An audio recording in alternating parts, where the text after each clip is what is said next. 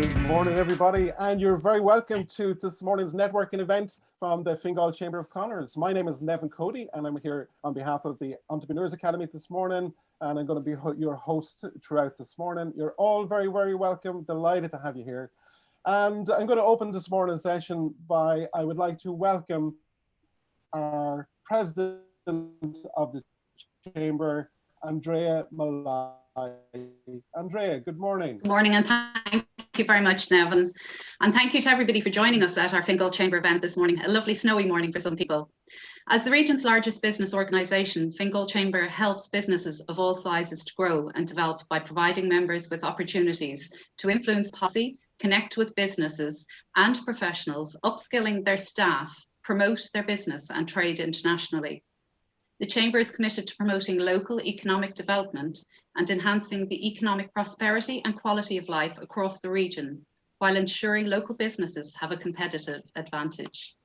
Chamber members represent a wide section of industries and activities, from individual sole traders through to large multinational companies. Over the past couple of years, the Chamber has been revitalised with a new team and fresh branding. The Chamber now employs a growing team of professionals who work closely with central and local government, industry stakeholders and the community to maximise the economic prosperity of Fingal.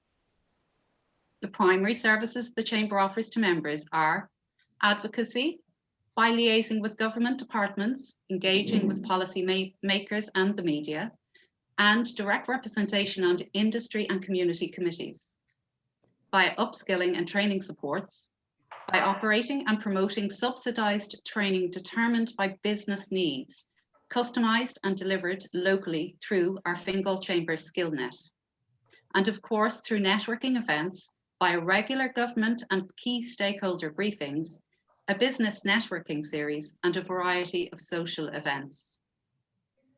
The Chamber also has a website with the Members Information Centre. This allows members to network online, profile their businesses and share news, events, job vacancies and special offers with the business community. Last year, like many, our operations were forced to change in March, but the Chamber quickly adapted to working with COVID-19. As the Chamber staff moved seamlessly to working virtually for most of our services, we reacted to the new reality by changing our focus to helping businesses survive. The Chamber continues to support local authority initiatives, including the Fingal In It Together Shop Local campaign and See It, Say It, the new confidential tech service, which allows the public to report incidents to Gardaí that has been rolled out in Swords. We are also assisting the Fingal Free Outdoor Public Wi-Fi project, which is set to officially go live this year. Tourism and hospitality are key sectors for employment in Fingal, and we have been severely impacted by the pandemic. We have worked hard with Fingal County Council on establishing an active tourism stakeholders group, which led to the council delivering an advertising campaign to encourage tourists and staycationers to visit Fingal during summer season last, and now is set to focus on the longer term strategy for the sector. Following the nationwide restrictions, the Chamber pivoted towards delivering online events and have held a variety of webinars on topics like budget, Brexit, human resources, wellness, as well as a business brief with Lee of Radker. Our SkillNet training has adapted to changing demands and organised 2 business recovery programmes, as well as virtual selling and leadership people management courses.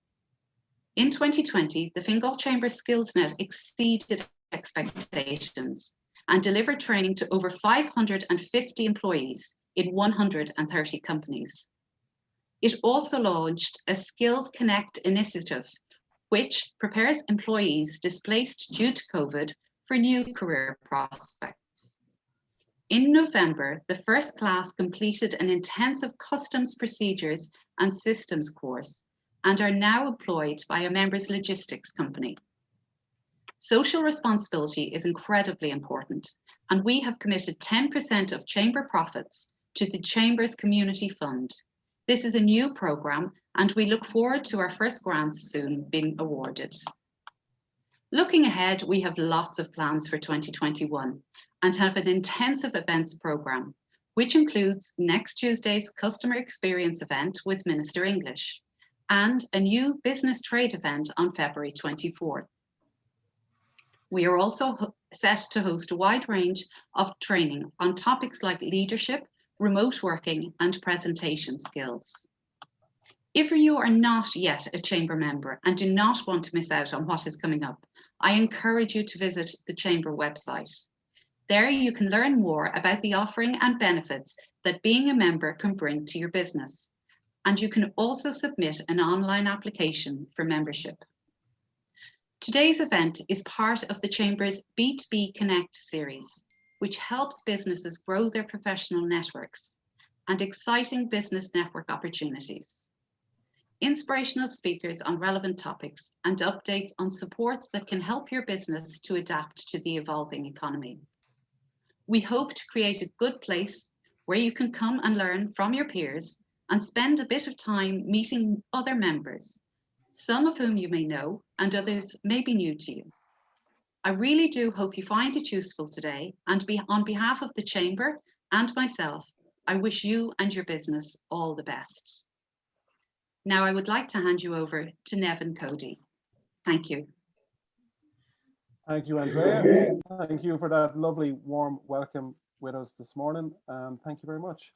Good morning, everybody. As I said, my name is Nevin Cody. For those of you who joined us a little bit later, you're very welcome here this morning. I'm going to be your host this morning, and what we're going to cover off this morning, we have a couple of guest speakers who I'm going to interview, and we'll talk a little bit about the last 12 months and a little bit about their businesses and what they've been doing, and sharing some of their insights that hopefully we can use in our own businesses. And then we're going to have some networking sessions. We're going to break out into breakout rooms. We'll have a couple of rounds of that you get a chance to be in a room with somebody different each time. And this is an amazing opportunity to get to talk to other businesses in your area, maybe get to know somebody who you've not met before and could be a future connection for your business, a possible leads. So really take this opportunity to get to know one another. Then we will wrap up the session a little bit before 10:30. And then when we wrap up the session, I will reopen breakout rooms under certain headings. I would kind of call them chat room 1, chat room 2, chat room 3. And what you could do is maybe you have met somebody in one of the breakout sessions that you want to talk to further. You could send them a message in the chat and say, here, when this is over, why don't we meet in chat room 1 or chat room 2 for a little catch up before we head off today. I see some of you are already using the chat. So as we go through this morning, if you have any questions you'd like to ask, I would be grateful if you put them into the chat, and we can hopefully bring them into the conversation where we can and try and get many of your questions answered. If not, our two guest speakers and Andrea, and also welcome to Anthony Cooney, our CEO of the Chamber this morning, will also be in the breakout rooms, and I'm sure they'll be able to answer any of the questions and share any of their skills and knowledge as well. But I think the most important thing in our community is all of us together have amazing skills, knowledge, background, and been through a lot together. And it's all of us coming together, just like a big, massive company would use all their resources. I think all of our small businesses coming together and sharing our skills, our knowledge, and resources is the way we can really, really have a strong foundation for the future for ourselves. So I'd like to introduce our first guest this morning. This gentleman is a founder, I believe, and also the managing director of Frontline Security. And I'm going to introduce Allan Gannon to us now. Good morning, Allan. Good morning, Nevin. How are you doing, sir? I'm very well indeed. It's lovely to be here today. Good morning, everybody. Good. Well, Allan, thank you for coming and joining us this morning. I suppose I want to kick it back before we talk about the last 12 months. Take us back. I think it was 1999 your business was set up. Is that correct? It was indeed. I've been in the security business, Nevin, for about 30, 35 years altogether. Really, it was the initial years of the Celtic Tiger that the city began to build. There was more opportunities there. We could see that. I built my company, Frontline Security, in 1999, which was a great time for any business as a startup, because there was a huge market there. and consequently we did extremely well. I would be most well known for being the guy who has been running the security in Croke Park for more than 30 years. We've worked at Aiken Concerts, MCD. Anybody who's here who has been to any of the Malahide concerts would see us there. And that was the core of our business for many, many years. In 1999, we decided we'd moved into other areas as a multifunctional security company. So in 1999, we began to, through my contacts, I had the contract for the Fianna Fáil security. I was the security consultant to Fianna Fáil and specifically Bertie Ahern for a period of 8 years. I had a great working relationship with Bertie, and we're very, very good friends to the present day. Through him, I met a lot of builders, and we got a lot of building contracts, and that was absolutely fabulous, just brilliant. The money was coming in hand over fist until 2009. 2009, the phone stopped ringing. Disaster, absolutely. There was no money coming in at all. A lot of the builders I had been working for, I built up personal relationships with, and they asked us not to leave the building sites because although there was no work on them, they weren't progressing in any shape or form. Nobody knew what was going to happen. We were constantly told that although things have closed down, the banks would pay us, the government would pay us, NAMA would pay us, somebody would pay us, and in the end, nobody paid us. So by 2010, we were pretty much on our last legs. And you know, it was so disappointing to have built up, to spend 10 years building up a company. The reason I mention this to you, Nevin, is I'm sure there are other people here who have been at the abyss, looking at the edge of the cliff twice in the space of 10 years. Because in March of this year, that is exactly what happened to us again. All of the events that we were scheduled to do this year, which would have been, again, all of the games in Croke Park, the Punchestown Race Festival, Bloom, the Ploughing Championship, so many events in the RDS, all of these events which we had keyed in and were ready, we've done them year after year after year after year after year. We were expecting an absolutely sensational year this year. And of course, we were back to the situation we were in 2010. After a couple of weeks, the first 1 or 2 weeks, there was, I'm sure everybody is aware, the atmosphere of fear in this country was huge. It was absolutely palpable. You could feel it. The phone stopped ringing. We sat here looking out the window, and I had been in this situation before. And I couldn't believe that after 10 years of building back for the second time, here I am with no business ahead of me whatsoever. The first time round, we had to move into different areas. It's a little easier then, but this time it was going to be darn hard. But we really were in a very, very difficult position. But rather than sit back and say, you know, this is a disaster, what's going to happen next, we took a very proactive view of things in here. And we started to analyze, what are the problems here? What will the problems be going forward? How can we, as a company, what do we have?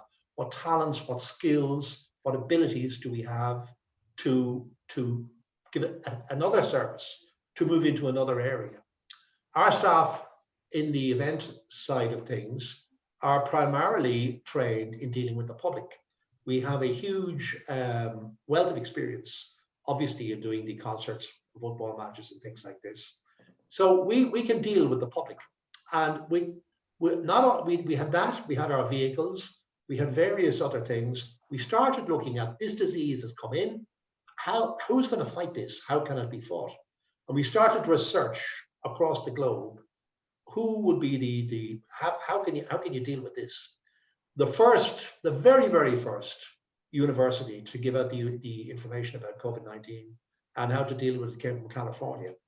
The second one came from Australia. We sourced them both, and we had more information, I believe, as much information about COVID as anybody had way back in April of this year. We then went with the skills we had and the understanding we had. Croke Park opened a test center for people to test in. We approached them and to the HSE. I wrote to Paul Reid, who is doing a tremendous job in the HSE at the moment, and who I knew from Fingal, as I'm sure all of you did, you know, wonderful guy. We got to know his representatives in the testing centres. And again, this was very, very challenging work. I had to bring my staff in and ask them, do they want to remain in employment? But this is no normal employment. This is when you're standing looking at extremely sick people. And you don't know, at that stage, we didn't know, we had no idea just how bad this thing could be, how many people could it kill.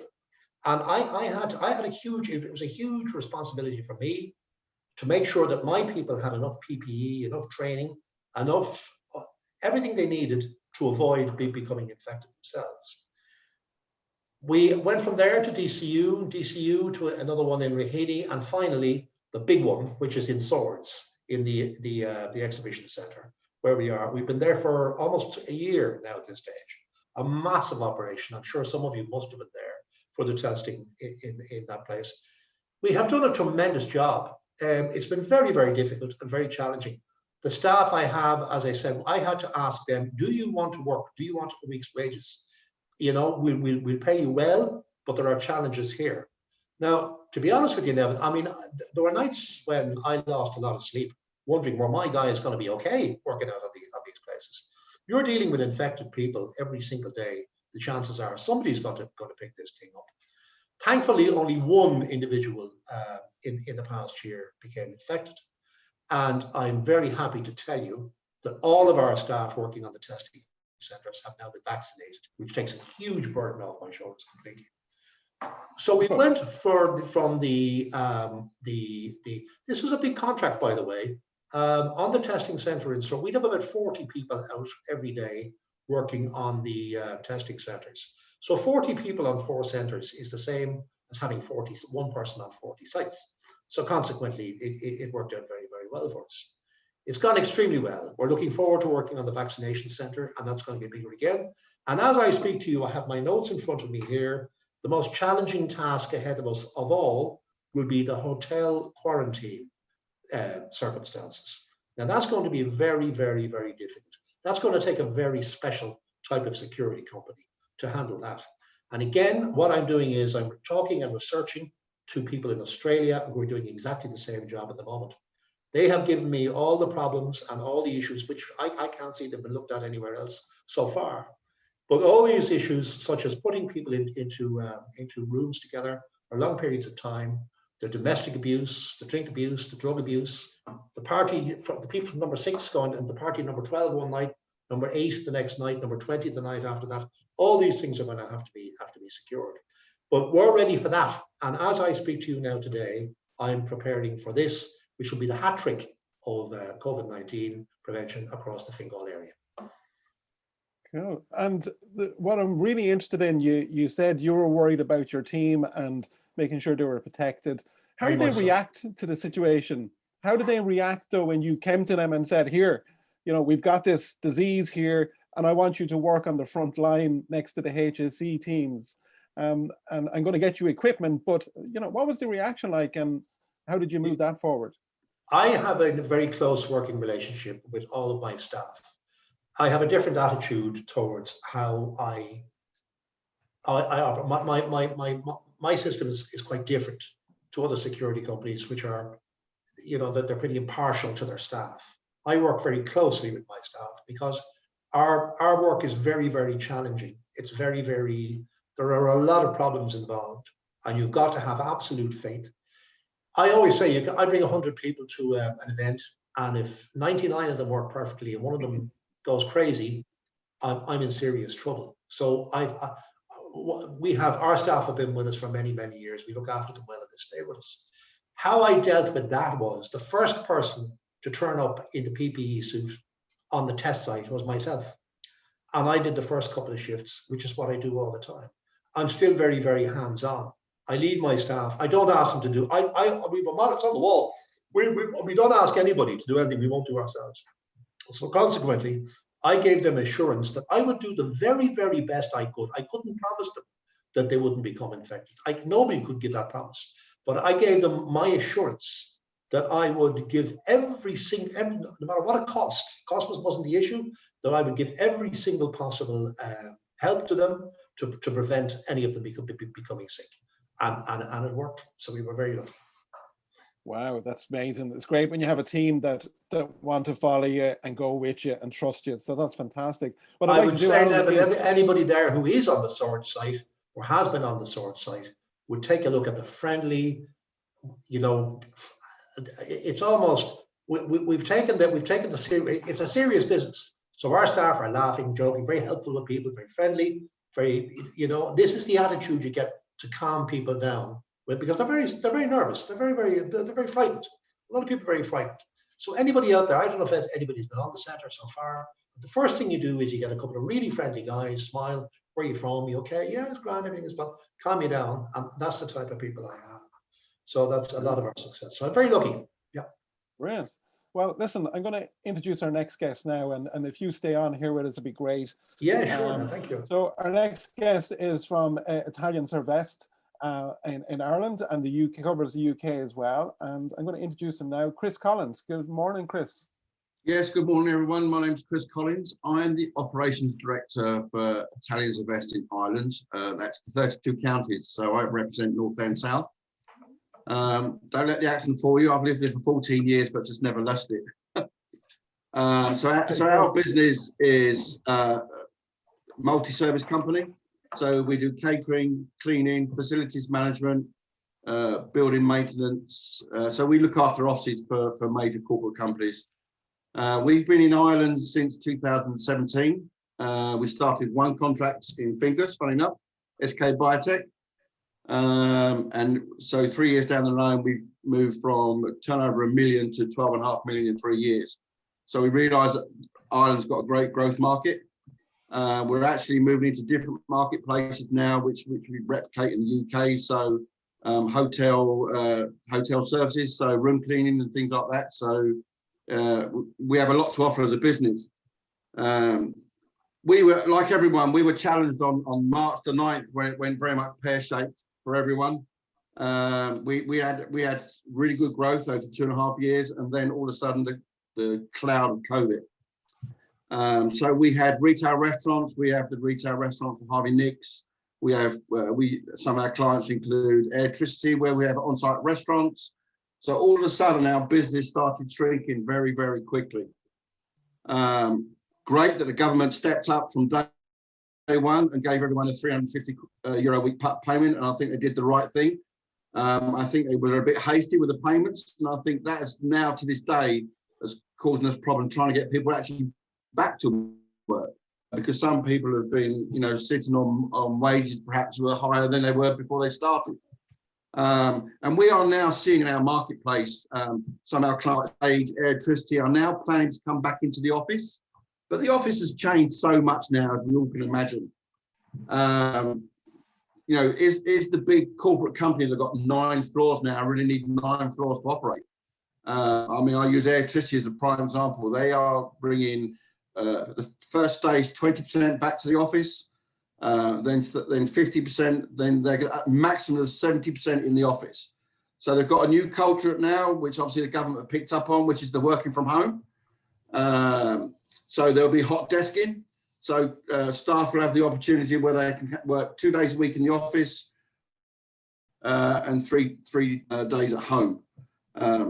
It's very difficult, as we all know, to try and if you like a green-based business, to see if you're getting maximum productivity from people. Have people got the right to work? Another challenge. Absolutely another challenge. So yeah, we are now really trying to find a way of how we can change things. We had a double whammy, okay? So Brexit law as well. So that caused me some stress and strains. When I set up Atalian Servest Ireland for Atalian Servest, I made sure my supply chain went from south to north, because we look after business in Northern Ireland. But unfortunately, the problem I'm having now is stuff coming in from the UK is now being held up at the ports. So actually, it's a bit of a double-edged sword. So it is causing some challenges, short of equipment. I have companies in Europe that won't deliver to Ireland now because of the tax. and the VAT. So now I'm having to have stuff delivered into a warehouse in Belfast, things like electrical equipment and things like laptops, telephones. So it is causing challenges. I suppose our facility side of our business, our cleaning, our office management has certainly slowed down. Cleaning has been constant because clients want to maintain high standards in their offices. Once again, the problem we've had two dips. We've had two lockdowns. So it's very hard for any business, whatever size you are, to try and plan how you're going to operate. And I know, and with this lockdown that we have now, we know that nothing's going to happen before Easter. But that on its own has a negative effect on people because, you know, whereas before with the two lockdowns, maybe what I call a fluid structure when we're going to open, or when we could open, or what services could be offered. I think with the government really digging their heels in, and rightly so, to March, April, it's very hard for people working at home. From a mental health point of view, we spend a lot more time on screens now. It's very hard. I suspect we all are in situations around our work that sometimes we're on back-to-back screens all day, and I don't think it's good for you. You're not getting any fresh air. You're not getting, you're limited to where you can go. It's almost, work is being forced upon you because the only way you can communicate with people is through Teams and Zoom and Slack and all the other platforms that are available. We've had to diversify. I've teamed in my catering team that have on the PUT payment, and we try to find ways to get them back to work. Very difficult when you have what I call B&I sites, which are, if you like, your JP Morgans, the people that have office canteens, get back to work. So just recently we started delivering, or we put a plan together for Valentine's boxes being delivered in home. So milk restaurant kit. That's gone exceptionally well. We've got 187 Valentine boxes going out this weekend. So people are we're trying to replicate the restaurant experience at home. It's just trying to find different things and keep people motivated, bringing people back, bringing people back off even on PUP and sitting them down and finding out what their woes are, anything we can help with mental health, socially.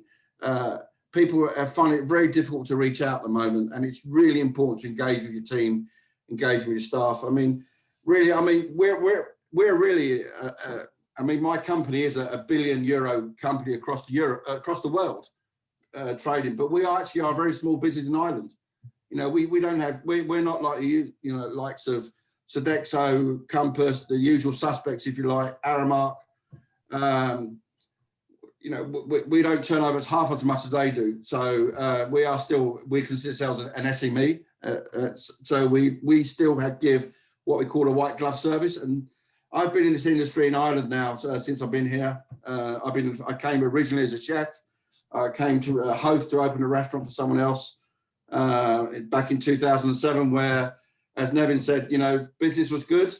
Allan said business was good and everyone was spending money. And in 2009, people stuck their heads in the sand and thought, oh, nothing's going on. But it was a catastrophe. So you're completely right, Allan. We've gone full circle. And it's difficult for everyone. Even more challenging, I think, for small companies that are relying on, I see every day now, small cleaning companies that maybe have had 3 guys he makes a nice living out of. All that's drying up, and people are, it's difficult, really, really difficult. And it's events like this that give people the opportunity to reach out and ask questions and ask for support. Brilliant. Well, I just want to remind everybody who's attending here today that you can put some questions into the chat if you have any questions for our 2 guests. Chris, thank you for that. And that's a useful insight, and that you're still in the middle of pivoting. And what I'd like to ask both of you is, and Anthony, you touched on you being through something like this before, and we've all had, Y2K, bird flu, there's always going to be some sort of a crisis, the recessions and so forth. This is obviously one of the bigger ones. Did you have contingency plans in place? And if so, would they now be changed for the future? So, or are you going to implement one if there wasn't one there previously? Well, if I might answer that. Maybe Alan, put that to you. Yeah, well, we certainly have, because to be bitten once, you know, but to go through this a second time, it shows the uncertainty of the world and the times we live in, and we are aware of that now, to the extent that we now, when we get back to, well, whatever it might be, some sort of normal life by the end of this year, it is our intention to move into different areas. We're already looking at this, and the concept behind our thinking is that if something does close down, because this might happen, that might happen, we'll still have other areas and other things which we'll be doing, which will keep us afloat. We'll certainly never again rely, you know, events were the core of our business. We do 75% of the events in Ireland, which is massive. But because we kept patting ourselves at the back, telling ourselves what great guys we were, doing all this with this amazing business with the events, it never occurred to us, no more than it could possibly occur to anybody else, that that market would disappear overnight. So it has certainly been a tremendous. Some of the younger people in here as well, I tell them, you know, just 10 years or 20 years from now, or 10 years from now, perhaps, what will you be facing? And I mean, I asked them, I said, I want you to tell me now, what possibly could happen 10 years from now? What new variant will come here? What series of world events will occur? Don't take anything for granted. The two lessons, and I'll finish with this, Nevin, is the two lessons I give to my younger staff or younger management here. And this: never, ever, ever take anything for granted. And secondly, with regards to what you're doing, the mountain will never go to Muhammad. Muhammad must go to the mountain. And I don't know how many times I found people sitting here waiting for replies to emails without follow-ups, calls, follow-up emails. What? Well, he didn't ring me back. That's not the answer. You've got to be positive across the board. You've got to have a very positive approach, and that is how you will achieve things. And ultimately, that is how you will survive. Brilliant. Yeah, and I think on that as well, what Alan was saying, I think, you know, to a point, the business has to reinvent itself. Now, we're a multi-service company, but we're almost becoming a one-stop shop now, okay, because buildings are scaling down, companies are scaling down. So we offer a one-touch, one point of contact for building services. But that means all our team have to change. So you might have an area manager that perhaps looks after just catering. We now have to upskill them to understand the implications of cleaning and all the chemical stuff that go with it. So it's people that we're reinventing people, and we're asking people to open up, okay, and become susceptible to more information.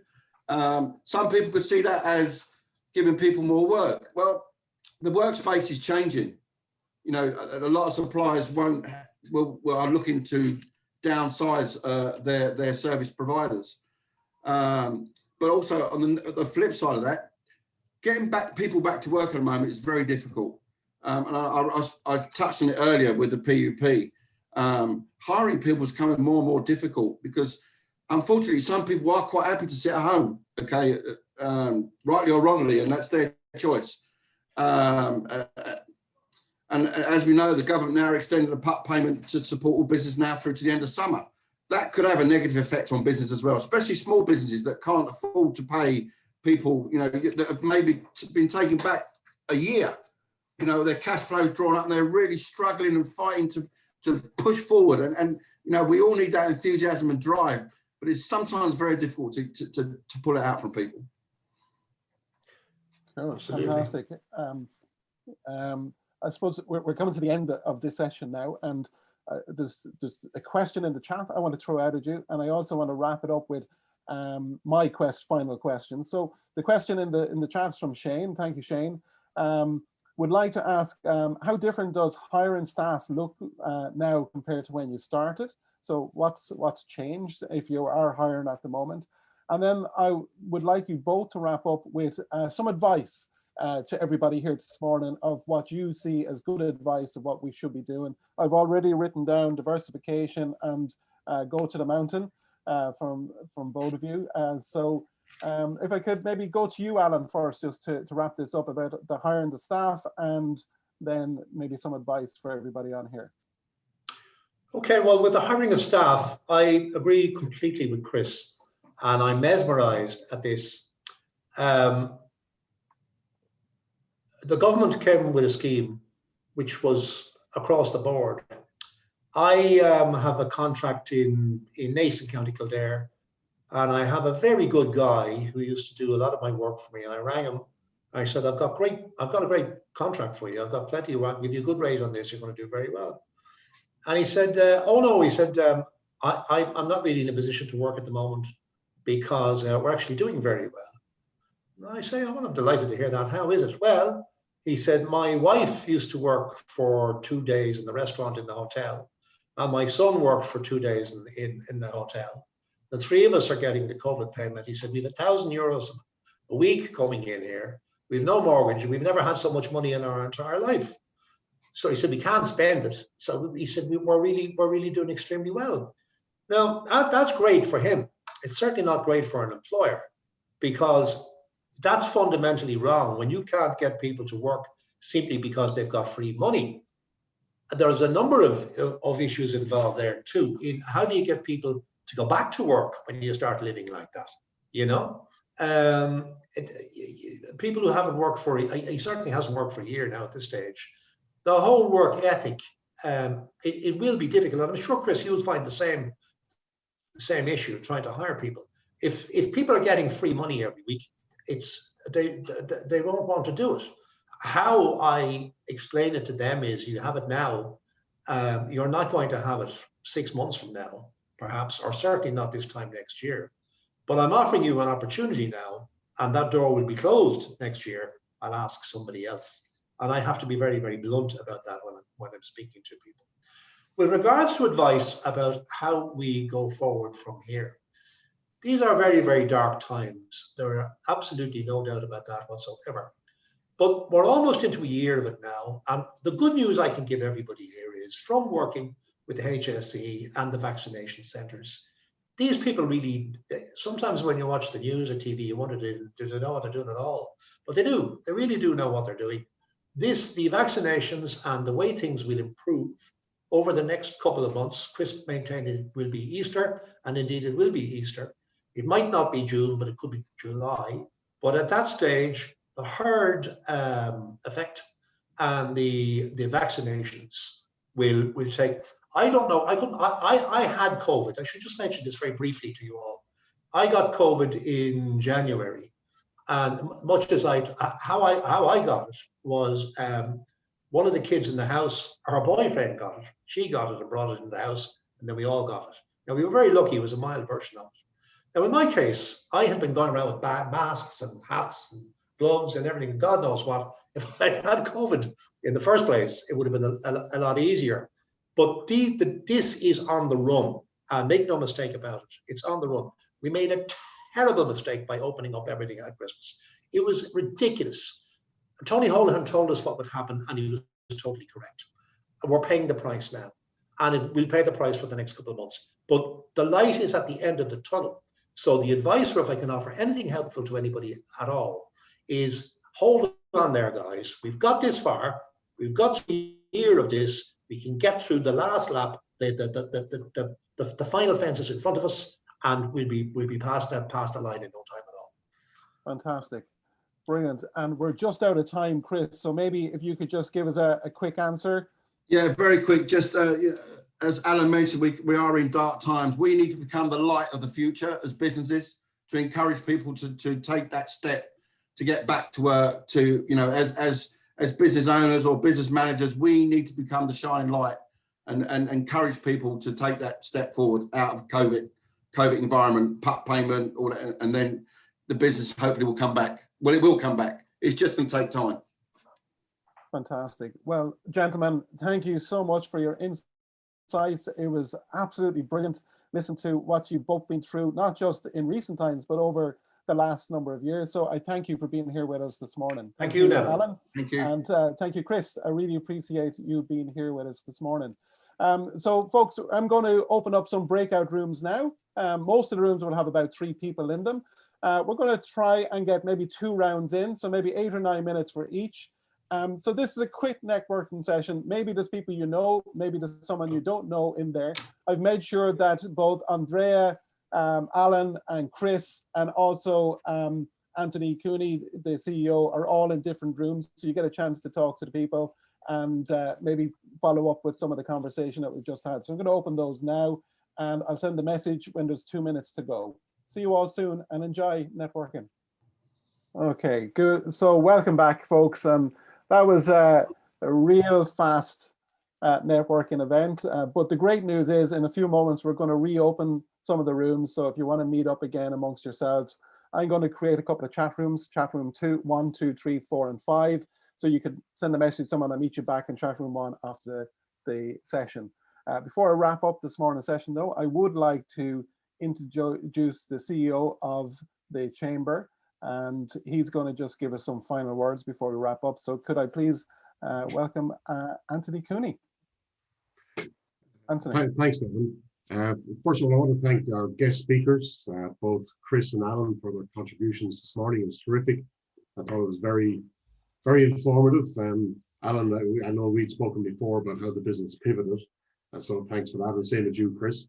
And Chris, thanks for the reminder about Valentine's Day. It was very important. So it'll get a lot of fellas here off the hook, me being one of them. But I suppose I hope you all found the event useful. This is the first time that we've run this type of event, and in conjunction with the Entrepreneurs Academy. So I want to thank Nevin and his colleague Nancy for their help in setting this up, and my own colleagues Alexandra and David. And David in particular is the events manager for this. So it was well done. I want to thank our president, Andrea. I thought your lead-in words were terrific. So well done. I think Andrea mentioned it, that the Fingal Chamber, our job is to help and support businesses of all sizes across the Fingal region. We connect both locally with our local authority, Fingal County Council, and actually we're very fortunate to have probably Ireland's foremost local authority managing this area, because they really do a very good job, and we work very closely with them. We also work nationally with the national government, and I myself chair the Chambers of Commerce of Ireland network, and I'm a board member. So we have a seat at the table for national issues. And I know the points were made earlier about payments and so on, and it's a very contentious issue. I know it's going on a lot on both sides, and we're trying to find a path for that. But I think the good thing is there was money put into the economy, and it's more money it's going to need. I would like to say to you that we have a good network, a good calendar of events for the next couple of months. We've our calendar all the way up to the end of July. I think we have about 16 different events just for the Chamber, and we have quite a number of events in our SkillNet.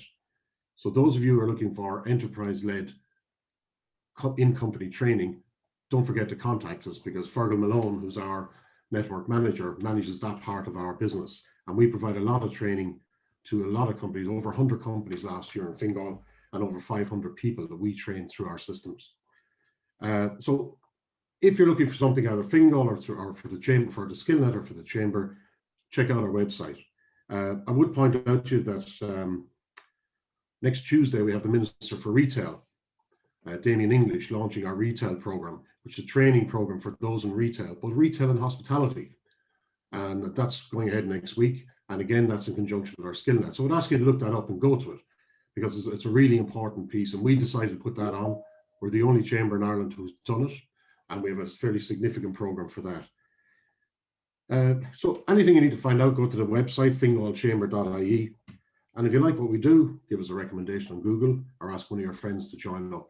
So listen, thanks for joining us. Stay safe and slán go fóill. Over to you, Nevin. Thank you very much, Allan. Really appreciate your closing words. So everybody, that is pretty much the end of our session for this morning. There's going to be 9 chat rooms open, so that if you want to send someone a message in the chat now to say that you're going to meet them in the chat room, and You can be chat room 1, chat room 2, chat room 3, and you can network for another 20, 30 minutes or so. We'll leave those rooms open. So from myself, Nevin Cody, representing the Entrepreneurs Academy, from the Chamber, from the President, Andrea Malai, to the CEO, Anthony Cooney, and of course our two guests, Allan Gannon and Chris Collins, and to my contact in the Chamber, David Brannigan. Thank you and goodbye, and we'll see you all soon. Take care.